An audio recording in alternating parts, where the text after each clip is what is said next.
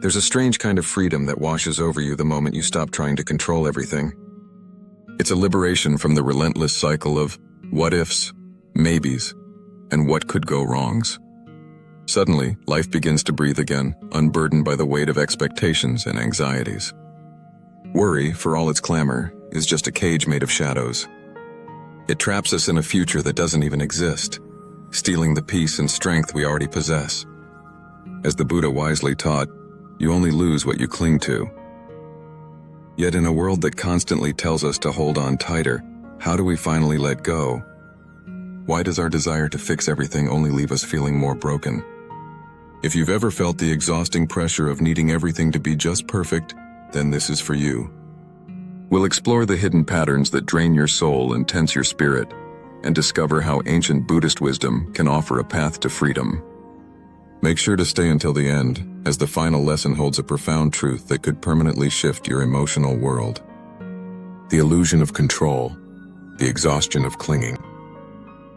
There's a quiet kind of suffering that doesn't come from the world around us, but from within. It's the pain that grows when we try too hard to make everything go our way. We convince ourselves, if I could just control this person, if I could just force life to bend to my will, I'd finally find peace. But peace doesn't arrive through control. It arrives the moment we learn to let go. We grasp, we push, we obsess. We live like a river trying to flow against its own current, and like that river, we exhaust ourselves. We spend our days trying to force clarity from confusion, affection from indifference, and certainty from the unknown. This relentless struggle is at the root of our suffering, what Buddhism calls Tanha, a desperate craving to cling to what we want and resist the natural flow of change. This struggle extends into our relationships, where we often mistake care for control and love for worry.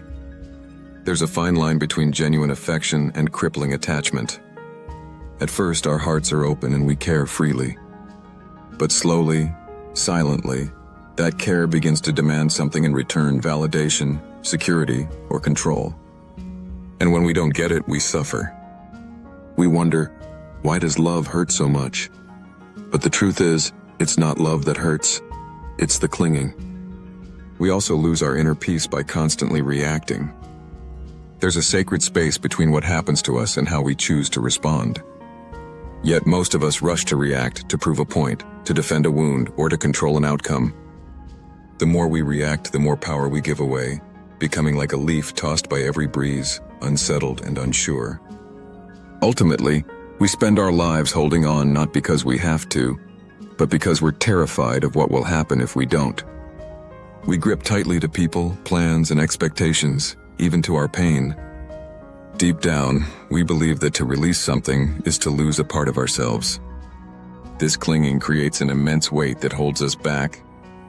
And perhaps the deepest struggle of all is our belief that we are lacking. We chase after praise, attention, status, and love, hoping that once we finally receive them, we'll feel whole. But even when we get what we think we want, the emptiness often remains. Why? Because what you're searching for was never out there in the first place. You were never lacking, not once, not even on your worst day. This belief that something is missing is not a truth. It's a conditioned story you've been told.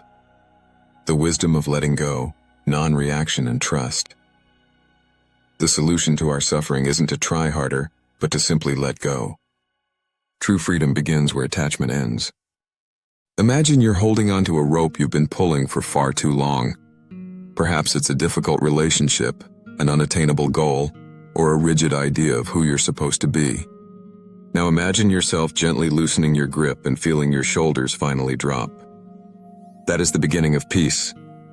Ask yourself, what have I been trying too hard to control, and what might happen if I simply stopped? The silence that follows may feel unsettling at first, but if you stay with it, you'll discover something deeper than control: clarity. You'll start to notice that when you stop interfering, life has its own rhythm and its own way of working things out without your panic and pushing. This is the wisdom of non-reaction. True power lies in the pause and the breath you take before an emotion takes you. The next time someone triggers you, don't rush to respond. Instead, feel the breath in your belly and watch the storm of emotion rise and pass. In that moment, You reclaim your power not by controlling others, but by refusing to be controlled by them. In Buddhism, this practice is known as equanimity, the deep inner balance that holds all things without being pulled down by them. It's not indifference, it's wisdom. Letting go is not about giving up on life, it's about trusting it. There is a profound difference between giving up in despair and giving in with wisdom. Letting go is a sacred act of trust.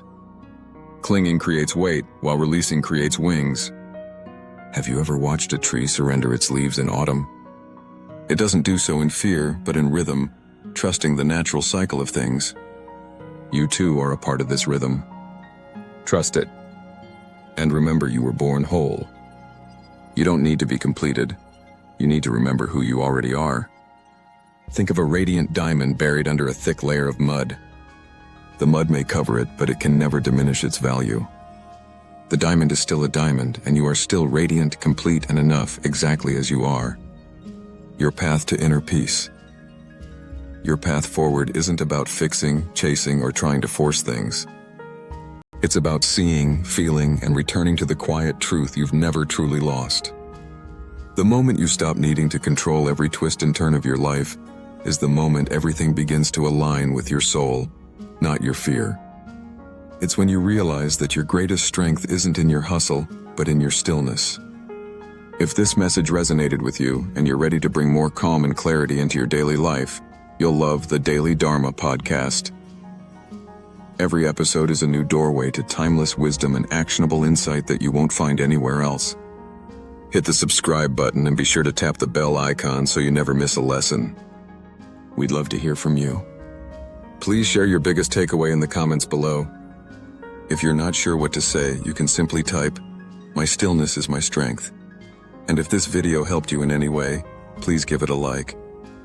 It's a small action that makes a huge difference, helping us share this peace with more people who need it.